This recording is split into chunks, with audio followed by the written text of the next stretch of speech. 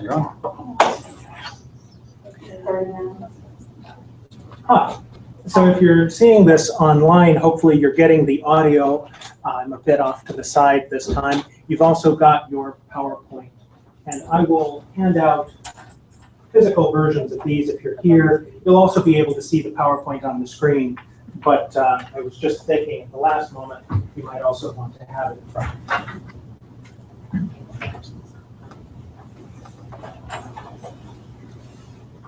That way nobody has to strain their eyes too much.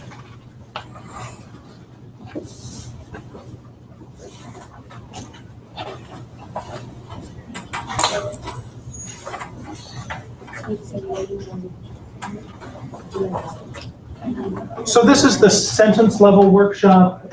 You might have been here physically or virtually for the one we did before on the word level. We're zooming out over the next few weeks. We're doing sentence level today. Next week will be paragraph level, and then finally looking at the document as a whole. So if you have something yourself that you want to bring, if you come back next time, bring a paper or a summary that you're working on or that you're revising. It's nice to have something of your own, but I have plenty for us to work on here today.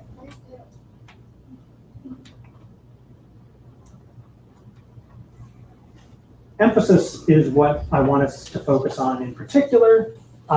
What keeps you from sounding confused, what helps people get the point of the thing that you came to say, so they're not wondering, where is this headed? And I want to suggest to you that that's at the end of the sentence, or scaling up at the end of the paragraph. That when you have a key piece of new information that you want to hammer down, you don't want to bury it in the middle of the sentence or at the end. So if you look at the third page that you've got there, it says guided practice if you're playing along at home. Which sentence would you rather hear describing your new roommate? Does everybody have that? So which one would you rather hear? He's rather strange, but people like him. Or people like him, but he's rather strange. Votes for one? Votes for B? Right, why did A win? Why did he's rather strange, but people like him carry the election? By and large, how come? Compliments at the end. The compliments at the end. Okay, let's look at another example. Which sentence would you rather hear from your boss? You deserve a raise, but times are hard. Or, times are hard, but you deserve a raise. Lauren? Oh. What's the vote? You deserve a raise, but times are hard. Or, times are hard, but you deserve a raise. Why is that the winner? Because I'm gonna get a raise. You're getting a raise in this one. Times are hard, but that's not the main thing. The main thing is you're worth it. Which sentence is more likely to sell you lawn fertilizer? Although the blades of grass will brown and die, the roots will remain alive and capable of regenerating the plant when moisture returns. Or the roots will remain alive and capable of regenerating the plant when moisture returns, but though the blades of grass will brown and die. Which one is selling you the product? Hey, why? Didn't even have to raise our hands. The bad before the good. Yeah, so the when moisture returns story is a story of regeneration, and the brown and die story is a story of death. We're waiting for the bottom line, and that's it. And then we say, oh, okay, that's what this has all been leading up to. Now I know what you were trying to tell me. So we want to be sure our point at the end where people are going to see it. Same question. Which sentence emphasizes American generosity? These are both true, by the way. Of all countries, the US gives the largest dollar amount to foreign aid, but in fact, this represents a much smaller percentage of GDP compared with other nations giving. Or, in fact, it represents a much smaller percentage of our GDP compared with other nations giving, but of all countries, the US gives the largest dollar amount in foreign aid.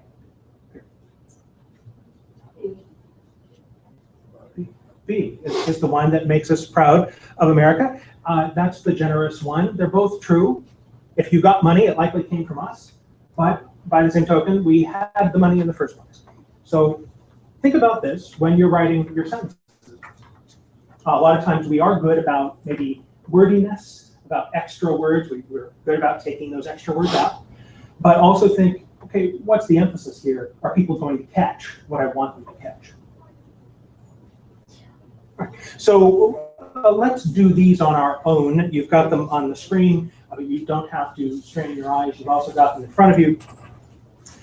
Cut out any unnecessary words in these sentences. Reword to emphasize each main point. Change as much as you want. Just don't repeat yourself pointlessly or leave out key information. So first example, with the tightening of state funding for education, budget cuts seem inevitable for schools nationwide these days. It's a two-part algorithm. Cut out any words that don't need to be there, and then make sure the thing you're emphasizing is at the end. And that first example, I asked you to emphasize that the blame lies with the states. Let's say that's your main claim, so you want all your sentences to support that. You're going to put that at the end. And then I ask you to redo the same one with a slightly different emphasis, that it's a national problem, not just a local. You've got some space there. Does anybody need a pen? We've got plenty of those. If you do, try that on your own. Just those two sentences in your own words. Change as much as you want, but get the point across.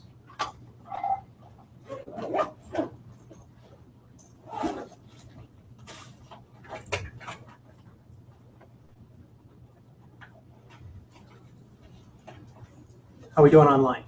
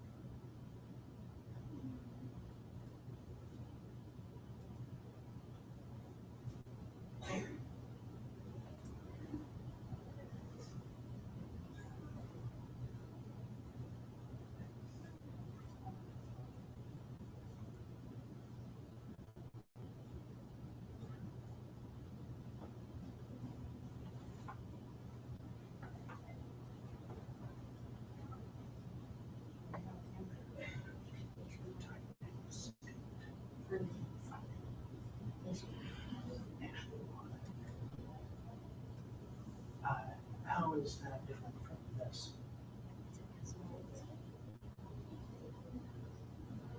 So in other words, how would you emphasize, so it also needs, how would you emphasize nationwide quality problem versus putting the blame on the state level?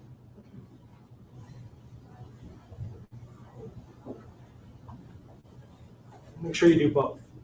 First one's asking you to put the blame at the state level. The second one is asking you to talk about the consequences across the country, beyond the state level.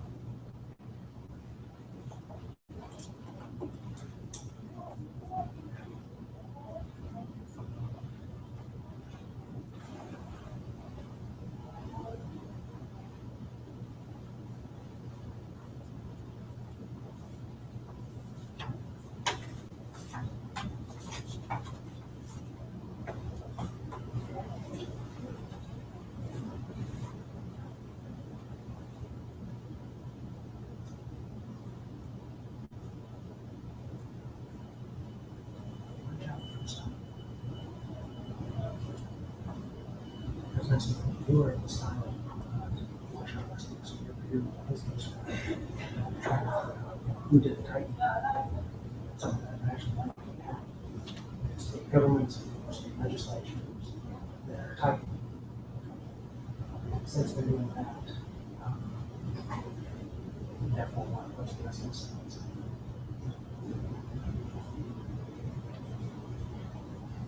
It's great that you've got it in there. How are we going to emphasize that?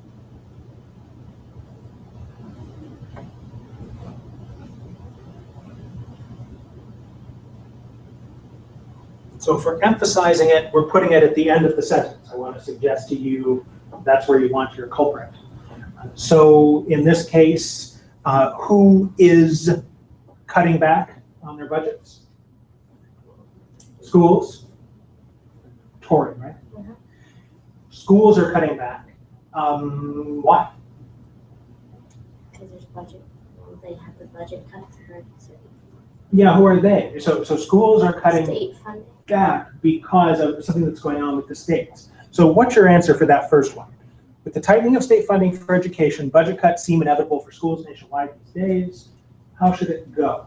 Budget cuts seem inevitable for schools these days with tightening of state funding for education. Okay, so even just that change around of the words is going to put the emphasis on the tightening of state funding for education. I just took out, yeah, nationwide. And you can take out a nationwide because that's not really what we're talking about, although it will be when we retool this to focus on the scope of the problem. Lisa, what did you say? I wrote budget cuts seem inevitable for schools nationwide these days because of the tightening of state funding for education. Okay, so yeah, same principle. State funding for education at the end there, keeping our focus on the state and its legislature. Somebody else. What did you do? I had the same thing. I agreed it. Budget cuts seem inevitable with the tightening of state funding for education. Okay, and Sawyer, did you vary that at all? Yeah, What did you do? budget cuts seem inevitable for schools nationwide these days with state governments tightening funding. State governments tightening funding. Yeah, so that makes it even clearer who's accountable, and that's a great move to make. If we wanted to emphasize nationwide, we would put nationwide at the end, and you can probably cut out these days because we're in the present tense. So watch out for those extra words that are telling us things we know already. Same thing here. Would you do those next two on your own, and then we'll debrief, see what you came up with. Some public schools across the U.S. have signed contracts with advertisers. Emphasize that the schools are public schools, not private ones. And due to the influential quality of advertising, it can be utilized with children as a powerful tool to promote healthy behaviors and lifestyle choices. So here, a bright side of advertising.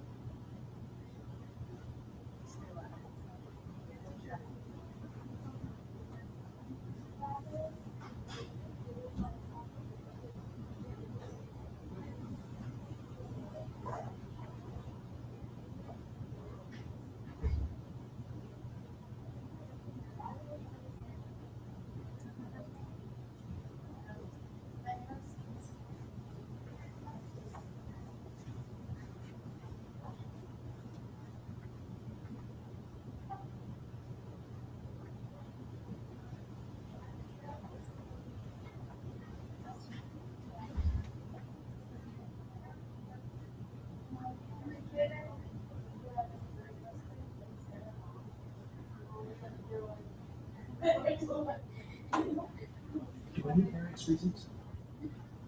If everyone tells me if it knows the reasons, that would be great. Done.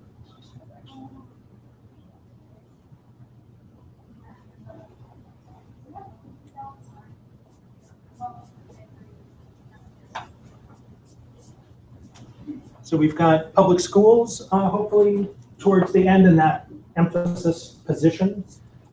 Lauren, what's the answer? Pass. Pass? Yeah.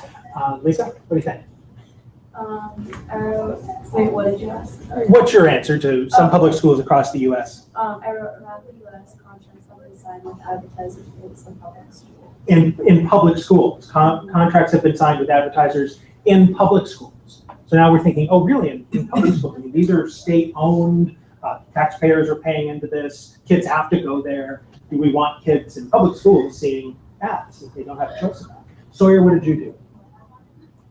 Across the U.S., some public schools have signed contracts with advertisers. Okay, that's emphasizing advertisers.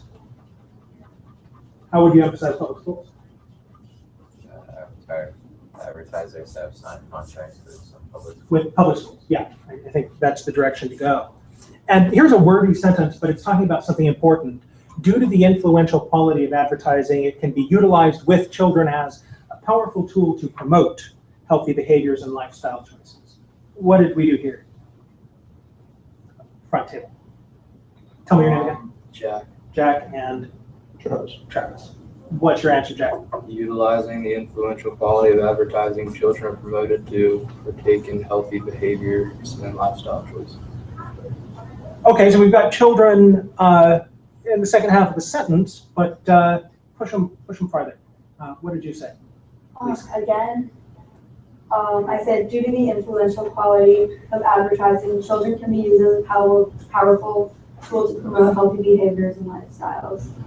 Well, children aren't the tool. Tori, what did you do? Due to the influential quality of advertising, it can be utilized as a powerful tool to promote healthy behaviors and lifestyle choices for children. For children, yes. That's great. Yes. Thank you so much. Uh, Hi, everyone. yeah. Excellent. Yeah. So we're getting this. Last one. And just do the first one. You don't have to do both.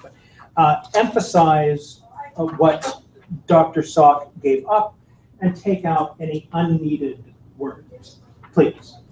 And in fact, you don't even have to rewrite the whole sentence. Just take out the repeated words, anything that doesn't need to be there. And maintaining the emphasis on his sacrifice.